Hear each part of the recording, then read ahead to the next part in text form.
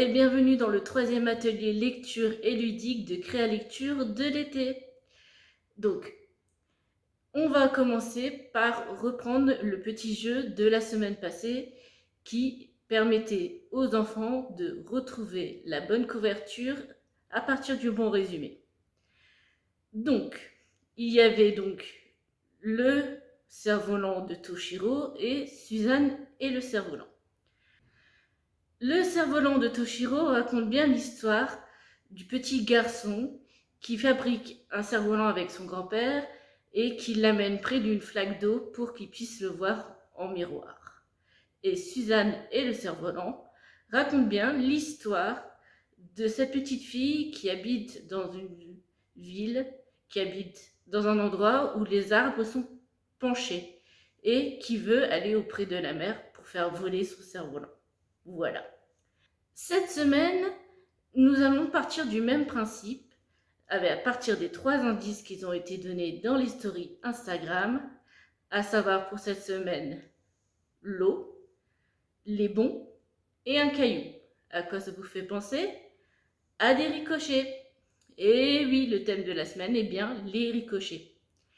Donc, les livres que je vais vous présenter sont pour les enfants, les adolescents et pour les adultes.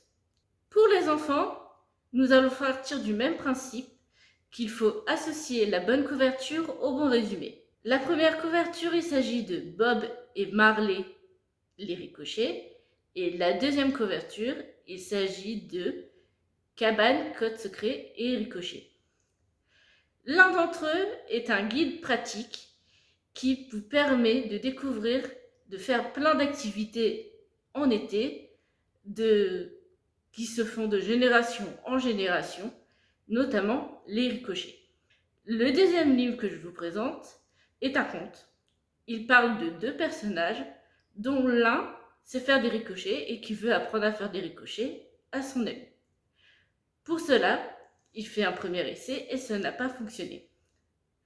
Il dit qu'il faut que l'eau est trop chaude et qu'il faut monter en haut de la montagne où l'eau est beaucoup plus froide.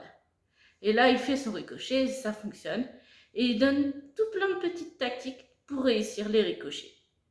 Pour les adolescents, nous allons vous parler d'un seul livre qui s'appelle L'effet ricochet. Malou a 16 ans. Il s'agit d'un roman. Malou a 16 ans et le seul moyen de se reproduire durant la période où elle vit est le clonage. Elle découvre que dans sa famille, sa mère, ses sœurs et elle subissent tous les mêmes accidents, les mêmes maladies. Mais voilà, à l'âge de 30 ans, sa mère est tombée malade et est devenue folle. Et pour éviter tout ça, Malou va mettre en place tout plein de stratégies pour éviter ces maladies en ricochet. Alors, va-t-elle y parvenir? En tout cas, elle fait tout pour qu'on fasse connaître les dérives du clonage. Pour les adultes, je vais vous présenter 2 livres, un livre témoignage et un roman. Le premier est le livre témoignage de Camille Emmanuel qui s'appelle Ricochet, les proches de victimes d'attentats, les grands oubliés. 7 janvier 2015, il y a eu les attentats de Charlie Hebdo et la compagne, la femme de Luz, l'un des dessinateurs de Charlie Hebdo, accompagne son mari l'entretien psychologique et la psychologue lui demande « Et vous, comment allez-vous » Elle ne comprend pas parce que ce n'est pas elle qui est traumatisée, c'est son mari. Et elle verra au fil du temps qu'effectivement, par ricochet, elle a subi aussi son traumatisme et que durant 5 ans, a accompagné son mari à suivre les autres victimes des attentats, elle aussi, elle est traumatisée par ricochet. Le deuxième livre que je présente pour les adultes est un roman. Il s'appelle Les ricochets de la vie. Jacotte et Max, grands-parents, accueillent leurs petits-enfants pour les vacances, mais pour eux, c'est presque des inconnus.